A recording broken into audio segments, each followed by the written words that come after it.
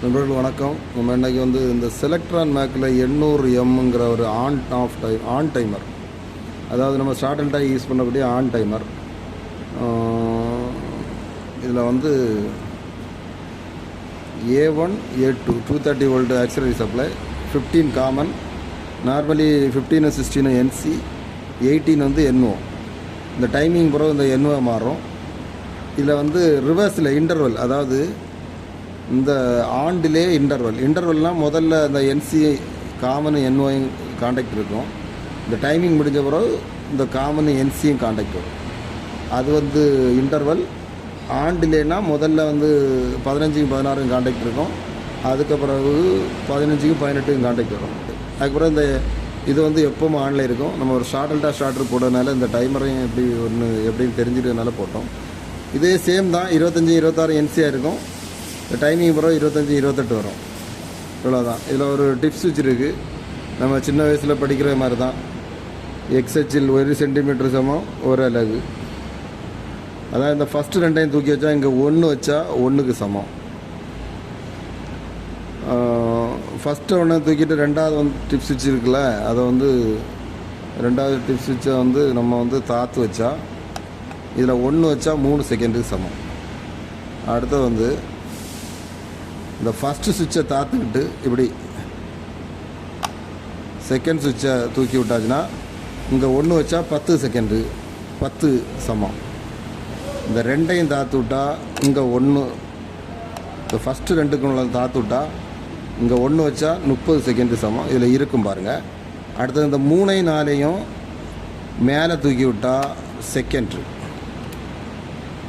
இந்த கீழே ரெண்டையும் அமுக்குனாலே இப்போ 30 இருக்குது. நமக்கு எல்லாமே செகண்டில் தான் தேவை. அதனால் இந்த ரெண்டையும் மேலே வச்சா என்னது இருக்கும், 2 டிப்ஸ் சுவிட்சும் ஃபஸ்ட்டு மேலே 2 வச்சா இங்கே 1 வச்சா 1க்கு சமம் வச்சுட்டோம். இந்த 2 சுவிட்சையும் மேலே வச்சா செகண்டு. இந்த 4வது சுவிட்சை மட்டும் இதில் தாத்து விட்டு 3வது சுவிட்சு மேலே எழும்பி இருந்ததுன்னா இது மினிட். நம்ம இங்கே 1 வச்சா அது 1 மினிட்டுக்கு சமம். ஃபஸ்ட்டு சுவிட்சை தாத்து 3வது சுவிட்சை தாத்து 4வது சுவிட்சை எழுப்பி விட்டாச்சுன்னா இது என்னது சமம்னா ஹவருக்கு சமம். அதே மாதிரி இந்த ரெண்டையும் தாத்து விட்டாலும் ஹவருக்கு சமம். நமக்கு கவர் வேண்டாம், செகண்ட்ஸுக்கு தான் வைக்க போகிறோம். ஏன்னா இது ஒரு ஸ்டார்ட் அண்ட் டாஸ் டைமுக்கு இது ஸ்டார்ட் அண்ட் டாஸ் யூஸ் பண்ண போகிறோம். இதில் 6 மேலே தூக்கி வச்சா ஆன் டிலே, கீழே தாத்துட்டா இது. அதாவது நம்ம முதலே சொன்னது தான். ஆன் டிலேனா முதல்ல எங்கே கிடைக்க சப்ளை NCயில் கிடைக்கும், 16ல் கிடைக்கும். அந்த டைமிங் முடிஞ்ச வரும் 18ல் வரும். அதுக்கப்புறம் இதை மேலே தூக்கி விட்டோன்னா முதல்ல இன்டர்வலில் கிடைக்கும். முதல்ல 18ல் கிடச்சிட்டு டைமிங் முடிஞ்ச உடனே 16ல் கிடைக்கும். இதே தான் இந்த இருக்குது. இதில் 2 NO NC, இதில் எது வேணாலும் யூஸ் பண்ணிக்கலாம்.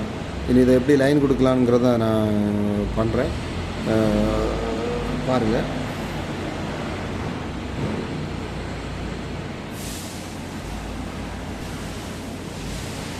இப்போது இந்த A1க்கு ஒரு பிரேக்கர்லேருந்து ஆன் கமாண்ட் கொடுத்துருக்கேன். இது neutral. 2 mini relay on off ஆகிறத தெரியக்கு வேண்டி கொடுத்துருக்குறேன். 2 மினி ரிலேக்கும் நியூட்ரலு கொடுத்துட்டேன்.